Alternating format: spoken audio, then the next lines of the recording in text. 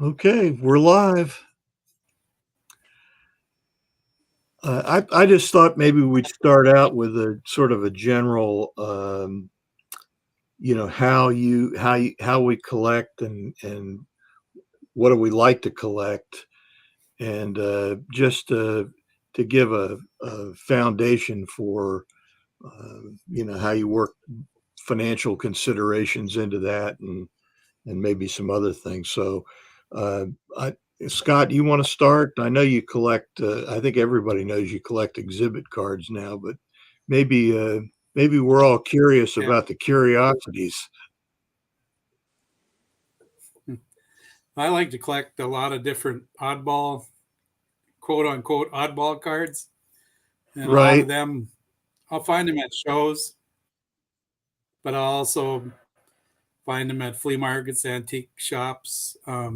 I look for the really good deals and something that's really odd. Um, I don't have to go to a show and buy a $10,000, like a card and it's all slabbed and everything. I'll Uh-huh. go to the source, try to find the source and buy it as cheap as I can, and then get it graded, protected, or whatever. Like, for Okay. example, this Daffy Dean I posted this week. I paid $1 for it at a flea market. Then I got the national $15 grading fee from SGC, and so I got Okay. $16 Well, into that 1934 gold medal flower card. I know you bought Just that kind of stuff. a whole bunch of things at the national that were, kind of I thought fell into the curiosities category. Yeah, Well, Adam, yeah. This, like this Kirby Puckett French card. okay, Go ahead. Sorry. that's all right. There's no fixed you know agenda here. So if you got something interesting you want to say, just jump in anytime. I was just thinking, Adam, you have a reputation for having a really great eye for picking out really nice looking cards that are have some minor defect that lowers the price quite a bit. Maybe you want to talk a little bit about how you do that? Oh, sure. Well, first of all, thank you, Rick, for having me. And it's an honor to be here with you and Scott and George and Stuke. I tell you what, I have not seen all your videos, but I've seen some of them.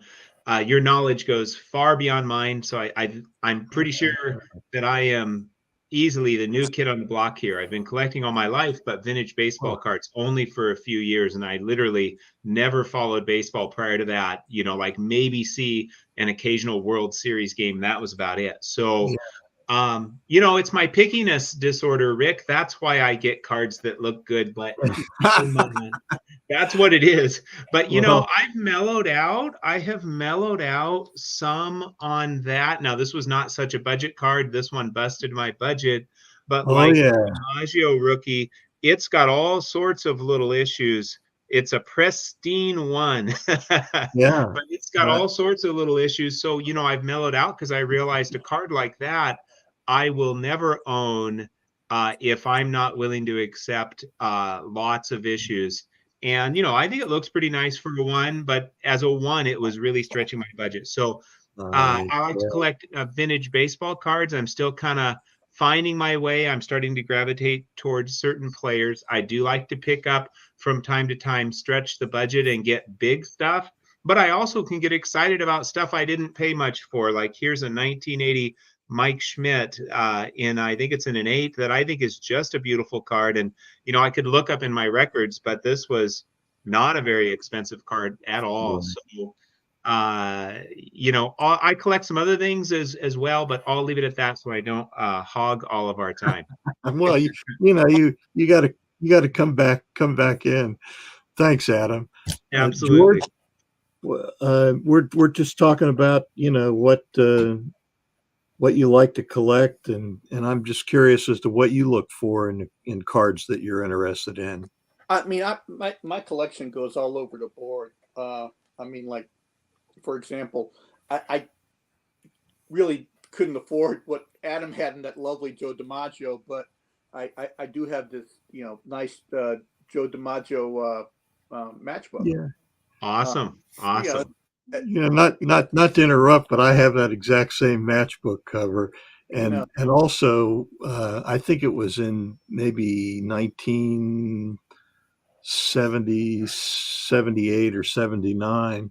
I can't remember exactly. It might have been a different year, but it was a long time ago anyway. My wife and I went out to see my dad, who at the time was living in Reno, Nevada, but he had two sisters that lived in the Bay Area.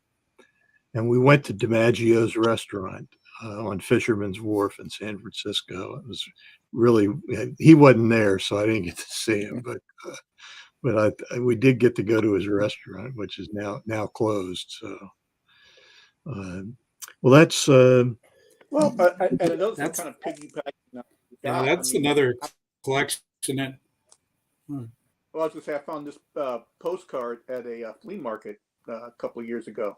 oh It's a wow, 32 Carl Hubble, and it's a New York Giants. I'm not holding it correctly. New York Giants schedule from 1932. wow, It's got a that's nice cool. photo of Carl Hubble, and it talks about his previous season in 31. This I don't remember. I either got it for $1 or $2, and Uh-huh. kind of like what Scott had done. I sent this to PSA. It came back as a 5. It was like it's pretty cool. I got basically nothing put into this. You know, Wow, you know, that's a great and story. and then I'll also look on European eBay sites, because sometimes you can find interesting stuff on there. I collect Jesse Owens stuff, and this Oh is wow, 1936 card from it's a German card. It's a German yeah, issue, so it's yeah, all German in the back, but still it's Jesse Owens for 1936 in the Olympics. yeah. And again, like, you'll see stuff like this. This is not that uncommon on the internet, but I mean, you'll see prices from like $20 to $200 for the same card, Yeah. just because people don't know. You just kind of hold out for the price you want. And I got this ungraded, and I had it graded. And well, part of the reason I had it graded, these things are like paper thin. I mean, Uh-huh. you hold it too rough, and then all of a sudden, Yeah.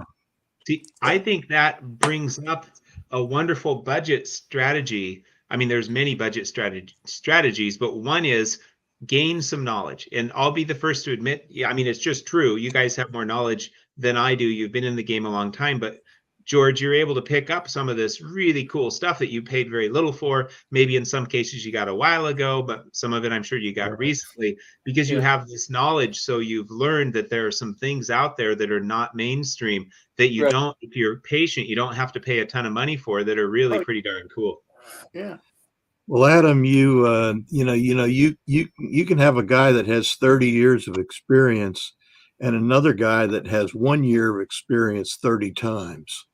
Yeah. So experience is not always good, Fair enough. Fair enough. but you've come a long way in a short time. You're a fast learner, Adam. You Yeah, learned that's a for lot sure. in the short Oh, you have time a you've been wonderful into the cards. Well, we've been joined by a few people. I don't know if you guys can see the chat on your screens? Let's see here. Comments. Okay. You Yes, click I on can see the comments comments in the over on the upper right. side. Okay. Yeah, comments. Matt from the Card Story is with us. Orlando, A Collector's Dream, and Peter Hey, B Matt, has joined us. Orlando, So Peter. we're almost not quite outnumbered yet, but hopefully we will be. Rick, you've got a who's who of YouTube great channels in your comment section already. Yeah, well, that's good. John 3D80's kid left a comment at 2:36, so hopefully hopefully he's out there too. So You know, he's my local collecting buddy. He's the one person that lives pretty close to me. We just got together last weekend, so that was pretty cool. well, we're glad to have you, Matt. So thanks for joining in, and thanks to everybody that's joined in. That's wonderful. This is, as you probably know, this is my first time hosting a chat, and I have to admit that I was pretty nervous about it. But StreamYard really does make it pretty easy. Well, you know, can I just address the elephant in the room here? Because I know there's a Republican out there somewhere. That was a bad joke, but the elephant room, I've been on these live streams and, you know, people that have card rooms, and I think that's really cool. But, you know, I have not obtained a card room. Maybe I will someday. It's not something I'm after right at the moment. But here I see all four of us. Now, I can see some baseball related things in the background on Scott's wall.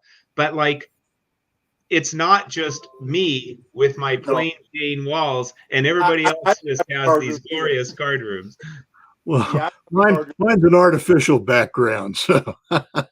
Oh yeah. Yeah, oh, is that an artificial? I don't have a grand piano in my oh, okay. Anywhere, let alone in. I could have an artificial card room in my background. I should do that. I can barely play the radio, so not very musical. I think you might have got cut off there, George. Sorry if I interrupted you. Oh no! I said I don't have a card room either, Adam. So I mean, I'm Well, let's talk about the question of how your collecting budget for hobby purchases is impacts the purchases themselves. So we just go. Anybody have any thoughts on that? I'll just throw it out there, and whoever wants to answer, go ahead. Well, go ahead, George.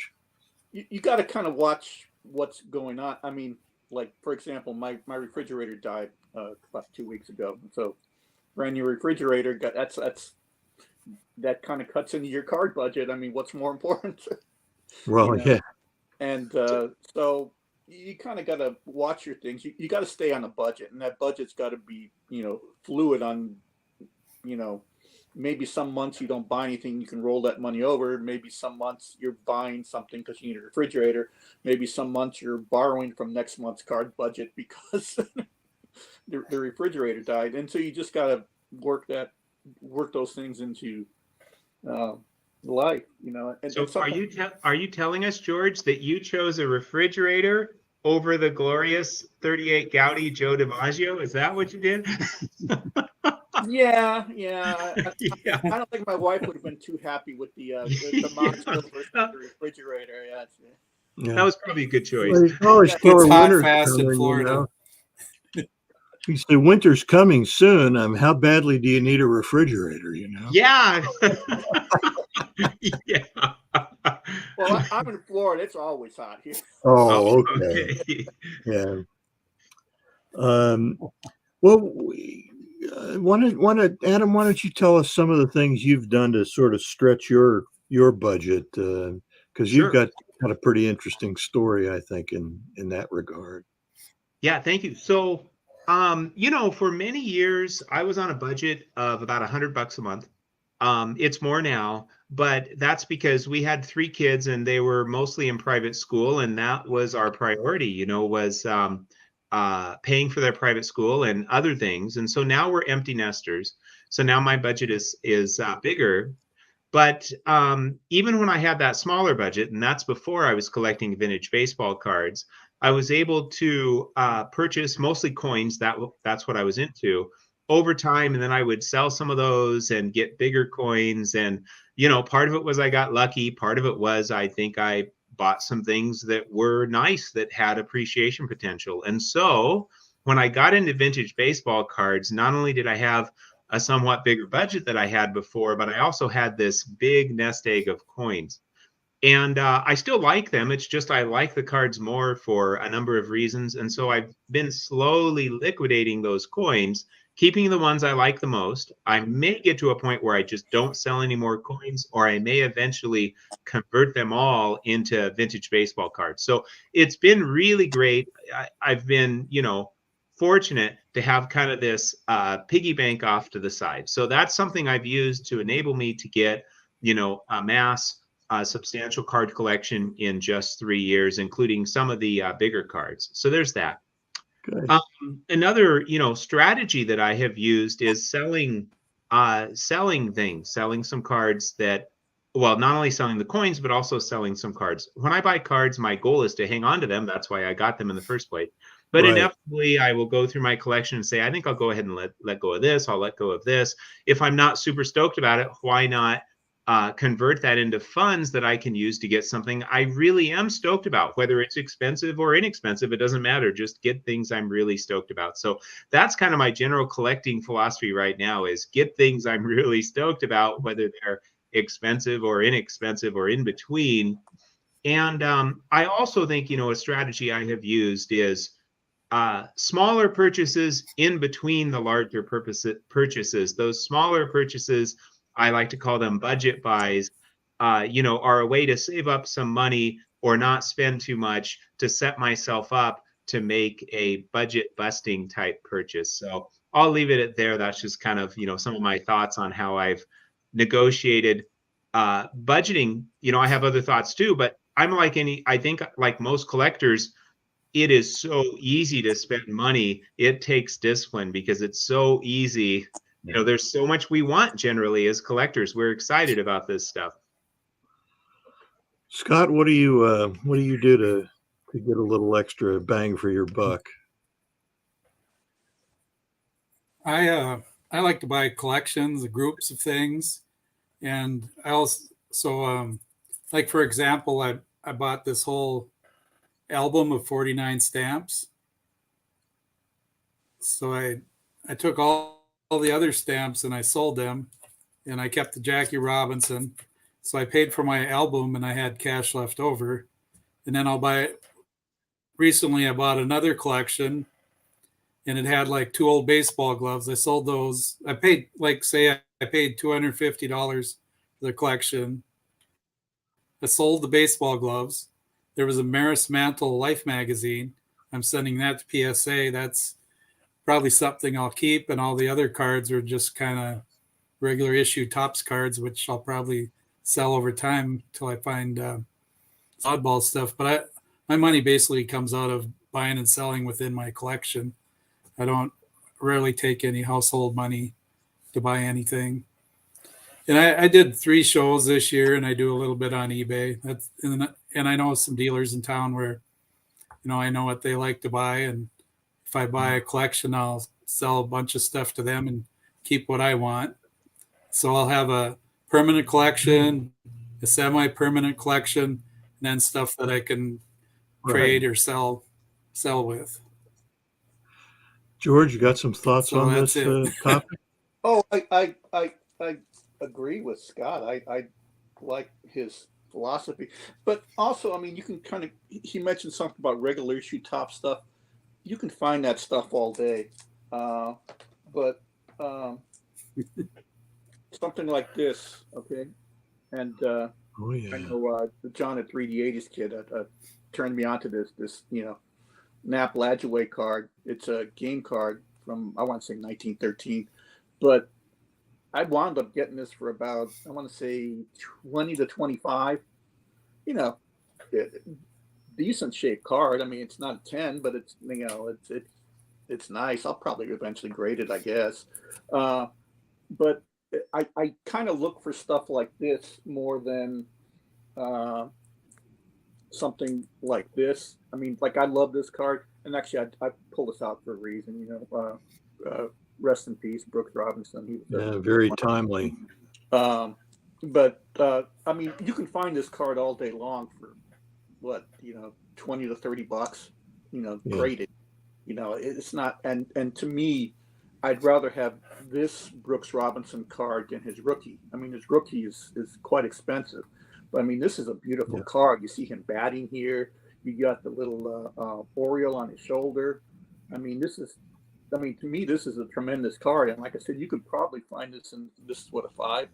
You can probably find this in, $25 ish, Mhm. and to me, this is a better deal. But if I can't get something like this, really cheap, I just won't get it because this pops up all the time.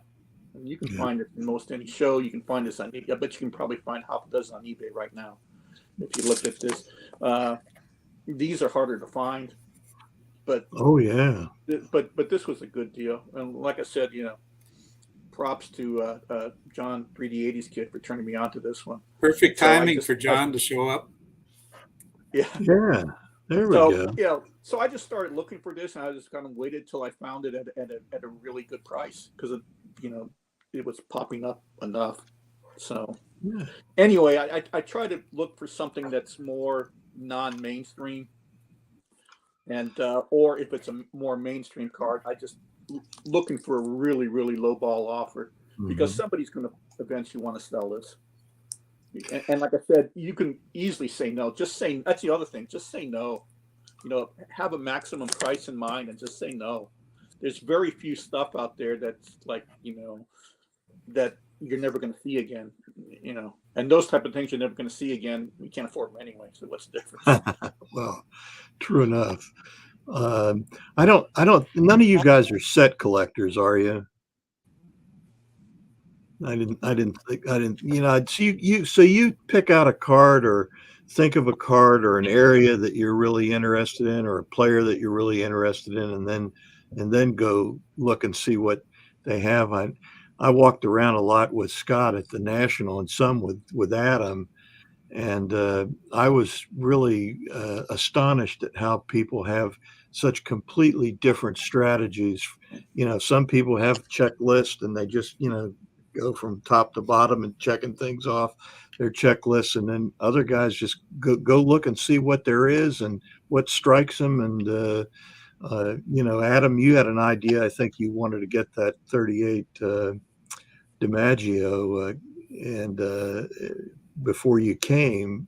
But I think, finding that particular card at the price that you got it at, that just was remarkable. So I was kind of blown away by that. Yeah, But I think. Oh, I'm go ahead. sorry, go ahead.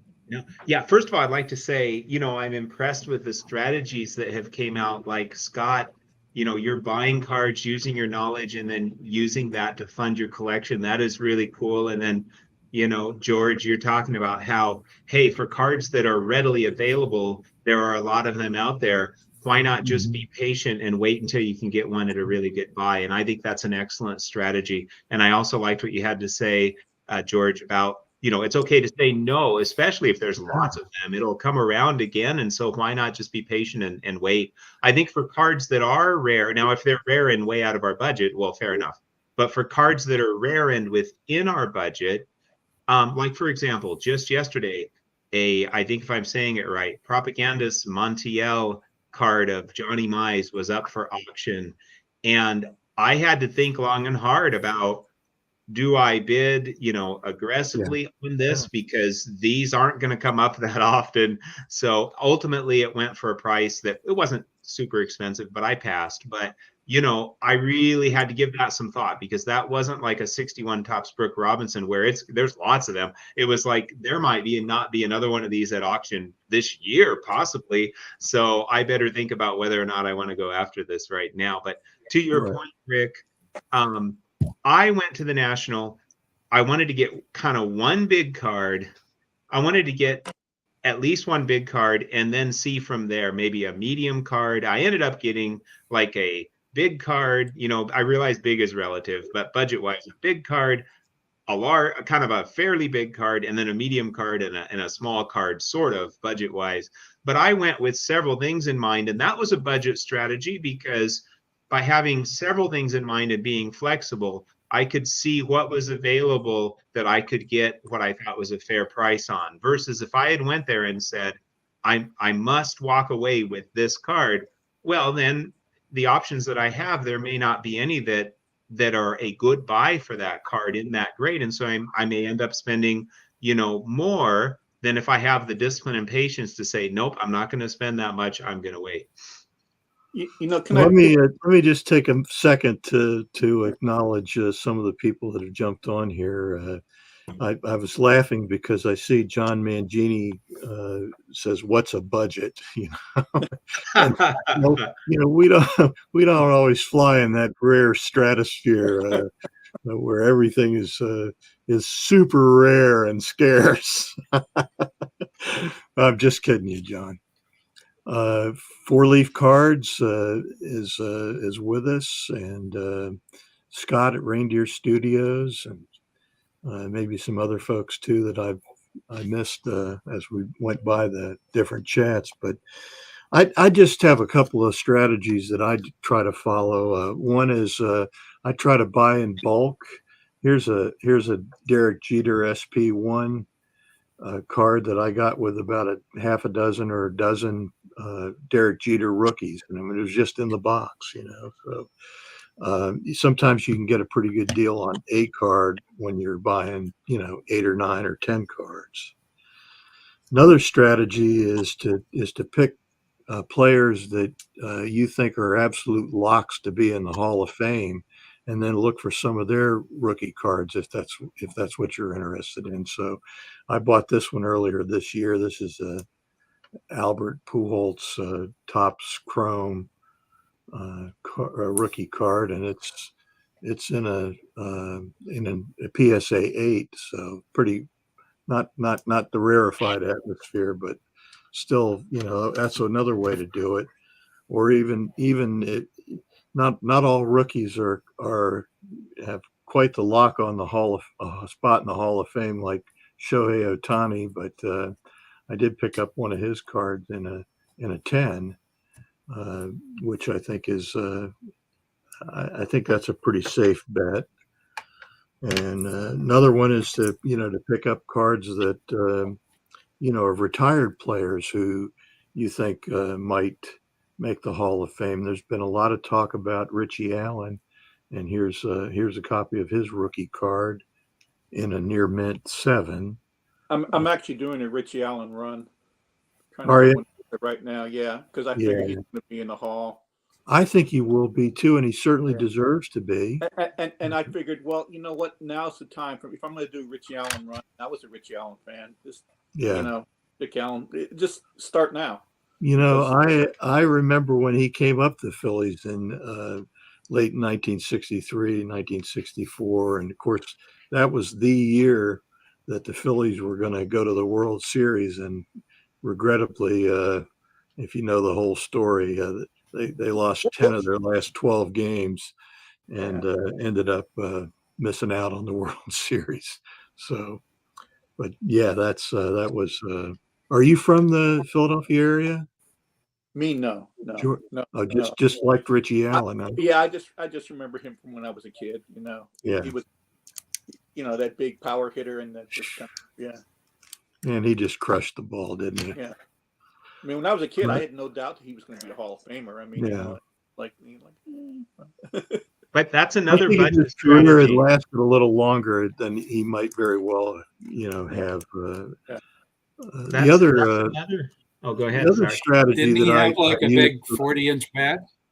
Oh yeah, just like Oh, a yeah. wagon tongue. Oh, It was huge, but he was strong enough to swing He it. was a strong man. Very Yeah. strong. Absolutely. Yeah. Well, one other strategy. This is the last one that I really have, and I've only done this once, but it really paid off for me at the National.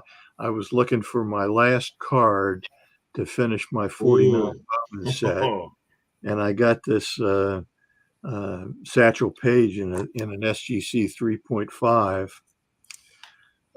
But I traded a Michael Jordan rookie card to get it.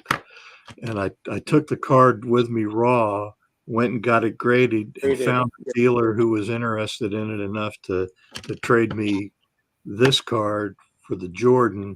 And I think I threw in an extra 500 in cash. So, hey, there's Ray from Philly that's joined us. Hi, Ray. So, I gotta you say, guys Rick, have any examples, any cards you want to show where you implemented a strategy and Well, actually, I got something. I mean, if you're okay, gonna, I like you go to a show, you buy a fairly expensive card. I kind of get to the point where we've almost agreed on a deal. Well, then I start throwing in. I'm like, well, how about you throw in this card to make it happen? that's a You great know, and it's just like, so I walked away. You know, I think I bought $150 card, and I wound up getting this for like maybe $5. You know, and it's just it's nice. It's a Warren Spawn. It's nicely centered. You know, and it just 63 Fleer. That's a yeah, it great was already card. graded. You know, and it was $5 more. He's like, oh yeah, I got Yeah, to charge you something. I'm like, okay, fine. But yeah, but you wait till you've already basically made the deal for the other card, and then he's afraid that you're going to walk away. So it's just like, okay, he's got this card. He doesn't have, tremendous amount into it. So that, and then my other strategy is, I try to stay away from rookie cards. So like if you see the price difference between say this, second year Joe Morgan and his rookie, it's a you bet. huge price difference. And to be honest with you, this is a much better looking card than his rookie card Absolutely. shares. I mean, you got the little rookie cup there. And it's Yeah. just like much rather have this, and this is a lot cheaper than The same thing is true. We're talking about Dick his rookie. Allen. His Yeah, 65 tops card is a beautiful card. it is. It is. Yeah, I have that, and I actually got it fairly cheap compared to his rookie Yeah, card. yeah. You know, yeah, so I will say, Rick, that trade you made at the National, to me, that was one of the epic trades of the National. Now, I'm biased because I tend to That's like believe, when the planets all line up, a yeah, zigzag. It took a I'm lot of biased things to fall into place to get that. because I'm one of those collectors who doesn't believe the Fleer card is Jordan's rookie card. I believe that's his. It's a nice card. I believe Yeah, it's his overproduced third year card, and there are several star cards from his rookie year. So others disagree with me. Fair enough. But yeah, one strategy I have used, like one of my collections, is what I call Yankee contributors. Now there are of course the big Yankee contributors like Joe DiMaggio, but there are the not as big Yankee contributors like Joe Gordon. He was a Yankee, then he was on some other teams, but he was a big time player. So yeah. when I'm looking for cards of these Yankee contributors, what I do is I see, what playing day cards do they have available and what do they tend to go for? And so I try to find, of course, the one that I like the best that fits my budget. Uh, Now, here's the thing with Joe Gordon, he has very few cards in a Yankee uniform, and I want them in a Yankee uniform since I'm looking for these Yankee contributors. He Hmm. has very few cards in a Yankee uniform that are not pretty expensive. So Right. this is the one so that was kind of a budget strategy. I'm like, okay, I'm going for this one. And then I finally found it. I've had it for a while, but this is the 41 double play, and it has two Hall of Famers on it. It's got Joe Gordon, notice with the Yankees uniform, but then it also has red roughing. So I got two Hall of Famers for the price of, well, maybe it's for the price of Yeah. two. Maybe it's for Yeah. the price of three. I don't Yeah. know. Well, we've had Mookie Chilson join us since the last time we checked in, and basement card collector.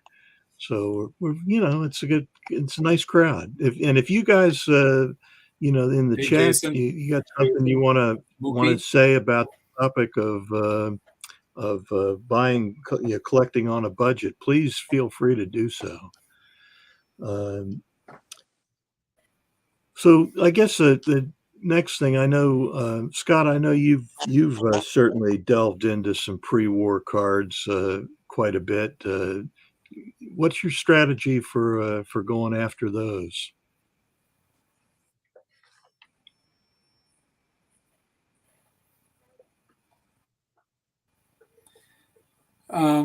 Finding a big name player on a product that doesn't cost as much. Like, got a Wheaties card right here, a couple Wheaties cards. They're a lot cheaper.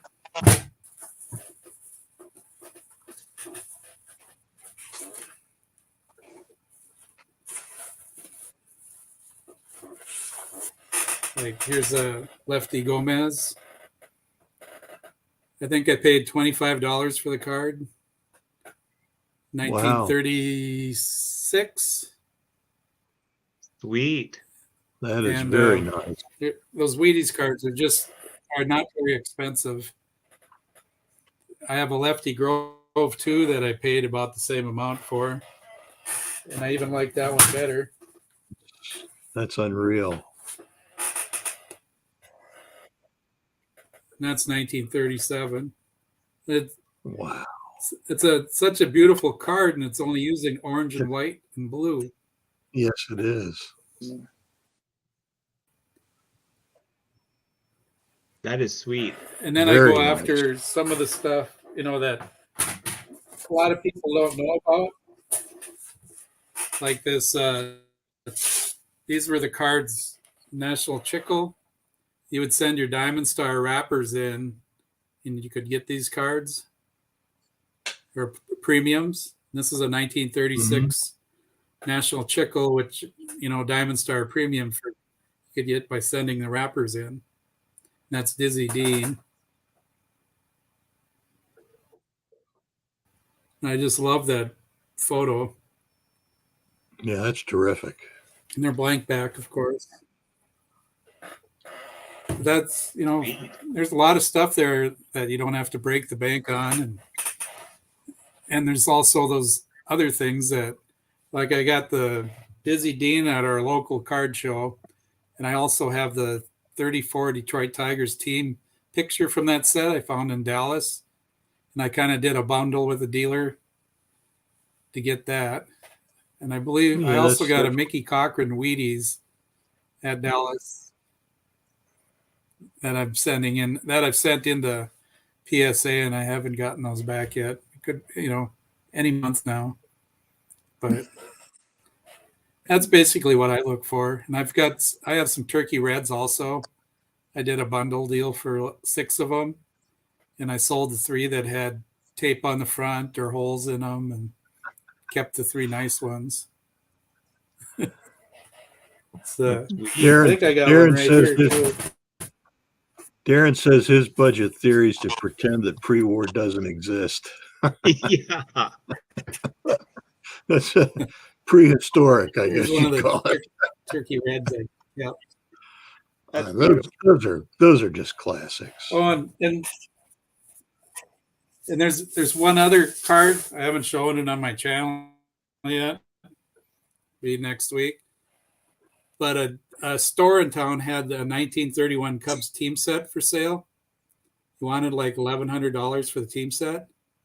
So I said, well, how much do you want just for the Rogers Hornsby and Hack Wilson? And it was probably around $100 for the pair. So instead of buying the whole set for $1,100, I got these 2 for about $100. I thought you were going to say that you reduced the price to $10.50. That's usually the answer I get. No.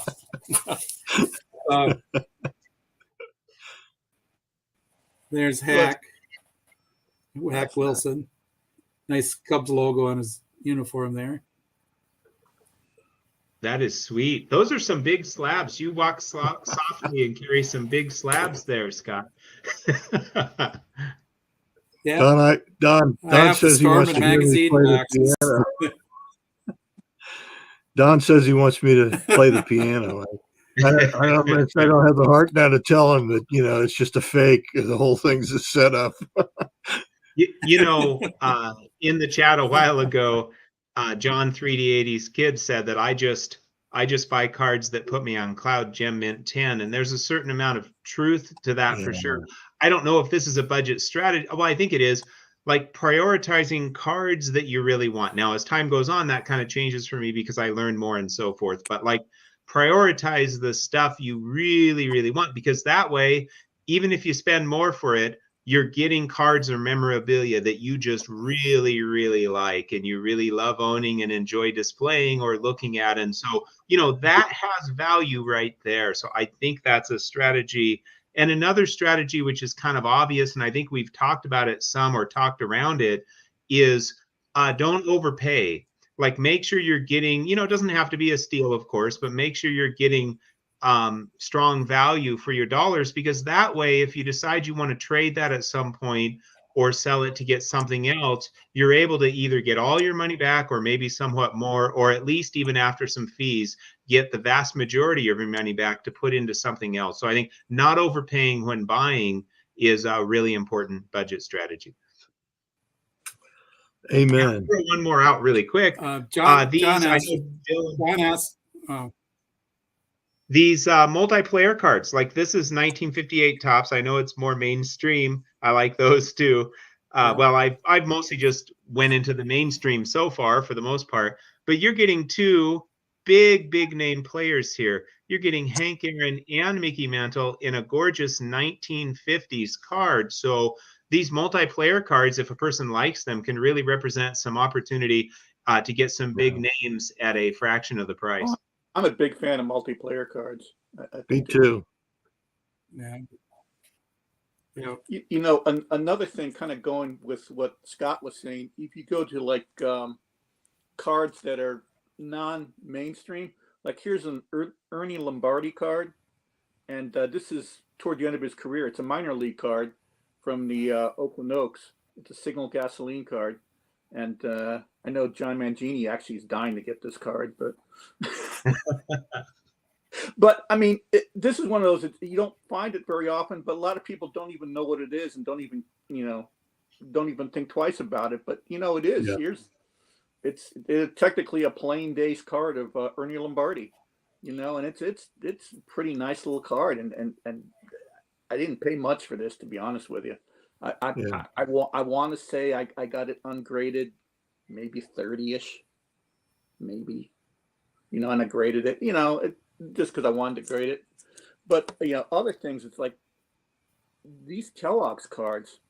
I'm a big fan of Kellogg's cards, and people overlook these. These are beautiful cards from the early 70s. I found this in a dollar box, and that's another strategy. It's like toward the end of a show, I'll just spend an hour or two at the end of the day in a dollar box and just kind of see what I can get. And, you'll be amazed what you can find sometimes. Like nobody wanted this. This is just sitting there. This is a beautiful card. There's no cracks in this or anything. I mean, I'll probably wind up going ahead and grading this guy. And that's great. Scott had mentioned the Wheaties card, and like these post they're nice too, and they're not that expensive. Stan the man. You compare it to any kind of musical card, and this is a lot cheaper than the. Yeah, was that the Barra card you got there? Yeah. So it's just different strategies. Got to show Scott, you had something you wanted to say, a follow-up thing. What was that? Oh, John asked me if it was recent that I bought the Hornsby and Hack Wilson. And it's about 3 or 4 months ago.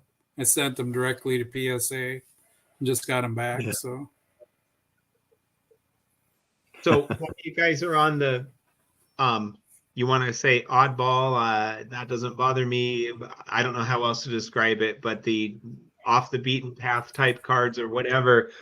I got this, the 1960 new card, Stan Musial. And I think I could look at my records. I think I got it for like $20 on eBay. It's got this cool they have quiz questions on the back, but this card is just absolutely glorious. It's oversized. It has these little like divots on the bottom from the factory, but they actually look really cool. So it's like it says it's a 3, but I see no reason why it couldn't be a 10 or whatever grade you want to give it. So that was a nice budget Stan Musial card that's pretty nostalgic. Looks like a newspaper, has some nice color going on the front and back. Yeah, there's a what is it, a 60 set and a 61 set? There's the 60 is the oversized and it's tougher to get. I mean, I don't think it's rare, but it's pretty scarce. The 61 is the regular size and a lot easier to come by. Yeah. Well, let's move on a little bit. One of the things that I was wondering about was what your guys' thoughts were on the best place to get the cards that you're looking for to get on a budget. Is there one place that you like to go back to, or whether it's a card store or something online or an auction or uh, a big show or whatever? So let me just throw that out there. And Georgie, if you have do you have any stories about that sort of thing? Well, I mean, like I get good deals at shows, and I think that kind of works out better for me. And kind of going back to, like, I got this at a really good deal. Again, it's not his rookie card. It's the same pose as Yaz's rookie card. The same picture. Photo, and it's just like this was you go online, this is half the price, and I got it even Beautiful. better at a show, because people want to move stuff, and you got to be able to say no. You just got to be able to walk away, and and usually if you're friendly with the guys, if you kind of go back and see the same dealers over and over again, they tend to give you better deals anyway, because they know that you're going to come to them, the show after and the show after. So they'll they're willing to work with you more. So like I said, I got a much better deal on this than I would have online. And again, I stayed away from the rookie card, and I got a much better deal. Then there's the oddball stuff like this. This is a postcard of John Havlicek. John Havlicek. And, I thought this was a really nice thing. But again, this is it's a little oversized, but it's postcard size. But, people didn't really want this. So this was basically a real cheap card. But I think my best deals tend to come at shows. And usually, just like I said, you got to be able to walk away. You got to be able to say, okay, maybe this show I didn't buy anything. Okay, well, you didn't buy anything. Next show you'll have more money then. So, well, unless that's your a good refrigerator point. dies, and you won't. But that's another story. You can't really do that on eBay, can you? No, but you know what I do on eBay sometimes? It's like the buy it now prices. I'll have it sitting there for a while, and sometimes I'll put it on my watch list. Sometimes people will give you a price on that, and then I'll just come back to them with even a lower price sometimes. I've done that too. You just send them a message and say, or will you are you willing to go for will you this? take an offer? Yeah, and sometimes they will, just because they want to move the card. It's just they need the cash, or they just got to move it, or it's just been sitting there for a while. Stuff that's like on my watch list, that's been on my watch list for 6 months or so. Sometimes I'll be a little more, I'll go a little bit lower, be a little more aggressive on the price, thinking it's like, well, it's like, do you really want this? Or, Yeah. If you want to sell it, you want to sell it. Nobody's touched it for a while. So, don't be afraid. Scott, you got any? And I'm you sorry, don't have to be rude about it. Just be, it's business. It's like the Godfather movie. It's business. I have a little slogan for that. It's if you don't ask, you don't dance. Yeah. Just like a junior high dance. Hey.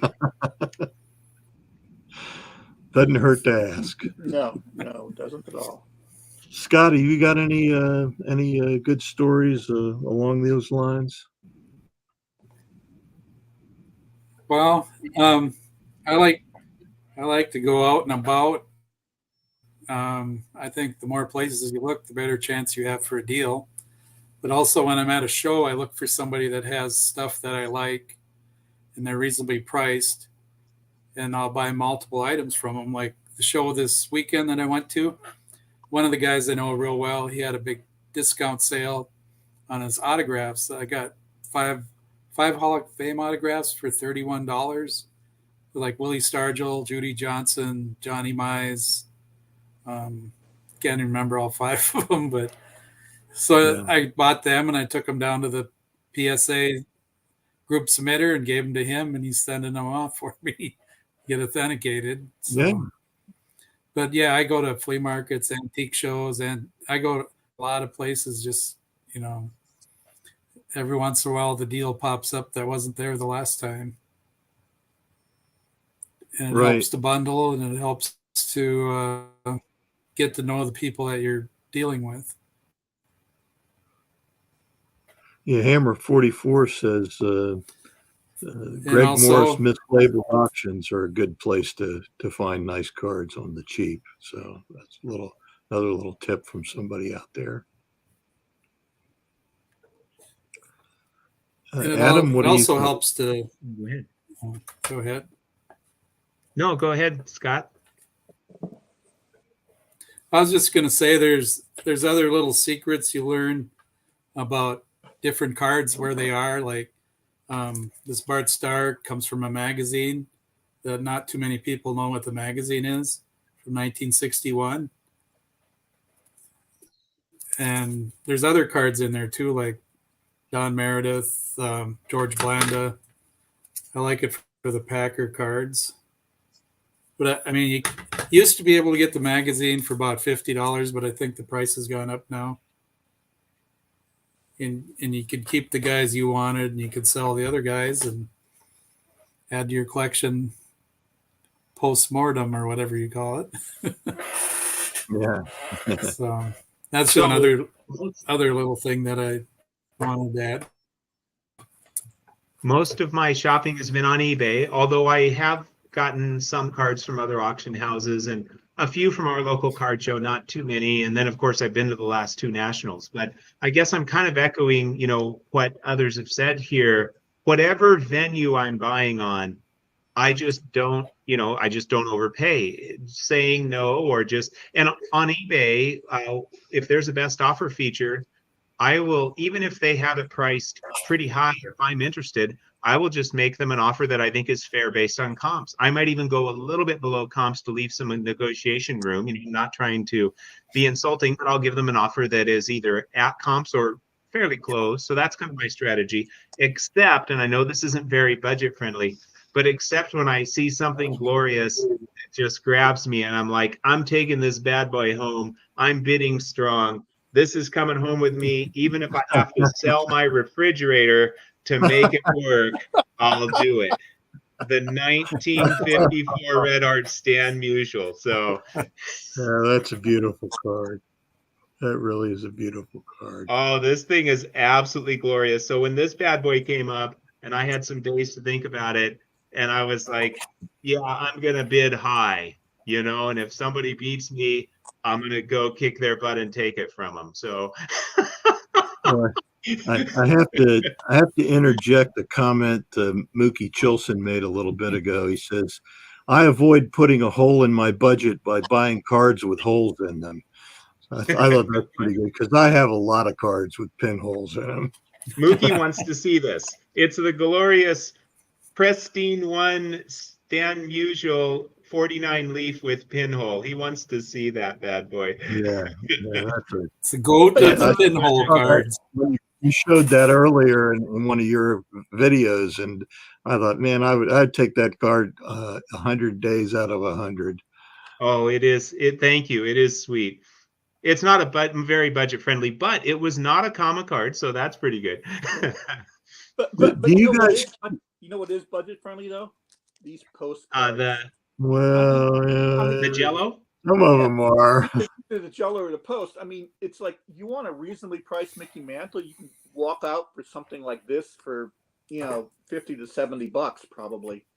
And I'm talking graded, and it's like, yeah, they're not perfect because they were cut off a cereal box or a Jello box, Right. but so what? These are nice looking cards. I mean, there's nothing in the back, but these are reasonably priced cards. So I mean, you can find all your early '60s Hall of Famers.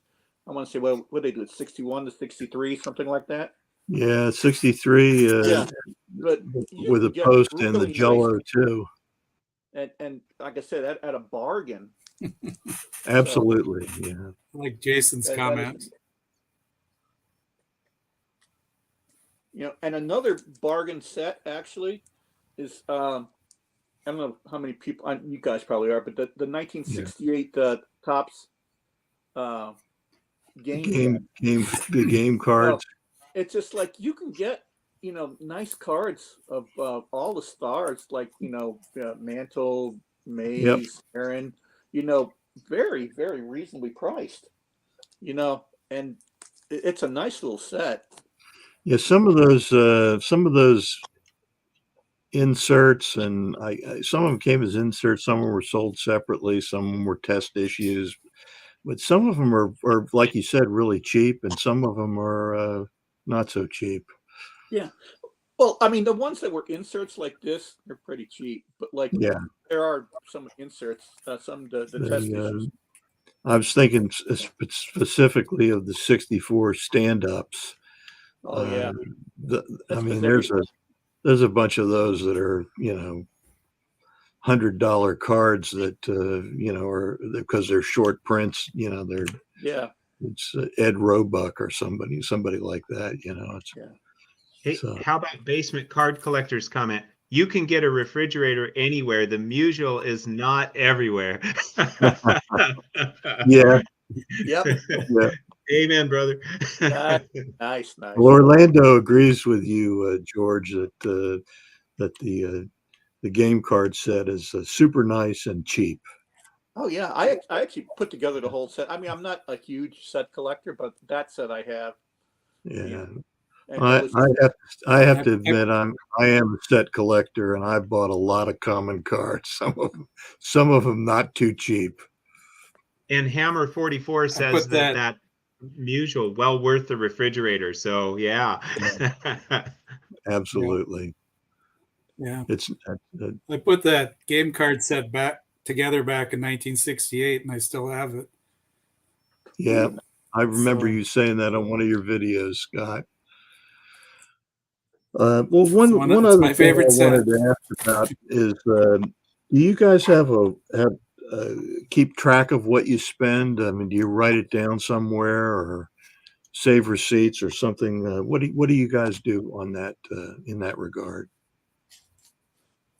Yeah, I go ahead. I keep a Google sheet, and so I've got it, and it's good for insurance purposes as well because my card insurance requires that that I either have the certification numbers when they've been certified by like PSA, Yeah. SGC, or that I have pictures. Of course, I have a lot of video evidence with my YouTube videos, and I have some other security measures as well. But I keep a Google sheet that way I know what I paid for everything, when I got it, where I got it. And then I do have a monthly budget, and that works well for me. I've worked it out with my wife because really the reality for me anyway, not for every collector, but for me, if I didn't have a monthly budget, like I think it is I'm trying to think of this guy's name. One of the guys in the YouTube community, his name will come to me, Chris from Missouri. He jokingly said, if my wife dies before me, I'm going to have the best card collection on YouTube. Yeah, So yeah. I got to have a I've heard it budget, said. or I would, I need that restraint on myself, because if I did not have a budget, I would tend toward just spending more and more. Well, Yeah. well, I for one am glad that my wife is not here to hear you talk about insurance. She's been after me for several years to. What are you going to do? I said, I don't know. I mean, I'm going to postpone and do nothing probably. That's There's this that's my outfit, Collect that's my Insure. It's really principal easy. strategy for dealing with anything unpleasant. Yeah. Well, I write my stuff down. I got I got a little tablet that I keep handy, and just I write down, what the date, what it is, what it cost, and I've been doing that for about a year or so. I wish that I had more information on the cards that I've collected over the years, but I don't. So, it is what it is. Yeah, I mean, I usually try to put things in the spreadsheet. Just kind of somewhat keep track of what it is, and I've got a certain Yeah. amount I allot myself every month, and if I'm under, well, fine. The next month I've got more. And Yeah. if not, Yeah. and it kind of keeps you grounded in reality. Because I mean, I don't know about you guys, but I think we're heading to a recession next year, and I just yeah, and Well, you got to keep from overspending. You don't, and I hope nobody that's watching this uses their credit card to go buy this stuff. Don't do that, people. No, I mean, just stick with the cash you've got. If you can't, just there'll be another time. It's important not to get too far out in front of your capabilities, whatever they might be. Yeah. So, so one last thing before we go. Do you guys keep a want list? I mean, do you and then try to figure out something about what you want to pay for a card before you go out and start looking for it, or is that something you do? George, you look like you had I have a a hand. want list, but it's huge. Yeah. Well, yeah. I want it all. Yeah. Dean Gerhardt collects it all, but we want it all. Well, guys, we're coming to the end of the hour here, and I can't believe it went by so fast. But it was great having a conversation. For those of you who took time out of your evening to be with us, we really appreciate it. Glad to have you. It's great comments, and hopefully we'll, one of these days we may even have a venture out to do another one. So I sometime feel like maybe you Stu guys will sponsor it next time. I feel like Stuke maybe was going to say something. Thanks for having us, Rick. Well, no, listen, I couldn't have done this without you guys, and I really appreciate it. George, it was great meeting you. Oh yeah, and this is a spending some pleasure. time with you and talking with you. If you want to do this again, just let me know anytime. Okay, we sure will. No, I'm into this. Yeah, as long as I don't have to do the technical stuff, that's fine. If I have to do the technical stuff, Well, that's that's the hard part. But this StreamYard is really pretty easy to use, and if you can get by with the with the cheap version of the free version, it doesn't even cost you anything. So, but there are limitations. I want you to on it. start out with a piano solo next time, Rick. Yeah, well, maybe I can put on my Van Cliburn albums, or not that I have any. Here we go. Well, Well, Orlando's going live again. with Cousins in a half hour too, so check them out. Well, good. Well, I'll have to stick around and maybe watch that. Thank you, and as Huntley and Brinkley used to say, goodbye for NBC News or whatever the appropriate outro is. Thanks. This was fun. Thanks for having us, Rick. Budget Strategy by Eddie Lopat. Eddie Lopat. Yeah, that guy doesn't get enough credit. Way undervalued. Way undervalued. Everybody wants to get the Whitey Ford cards, but I got the hot dog guys, version. Yeah. Nice. Those three guys were great. All right. Well, take care. And I'm just going to end the stream here and say goodnight. All right. Good night. Thank you. Good night, Rick. Good night.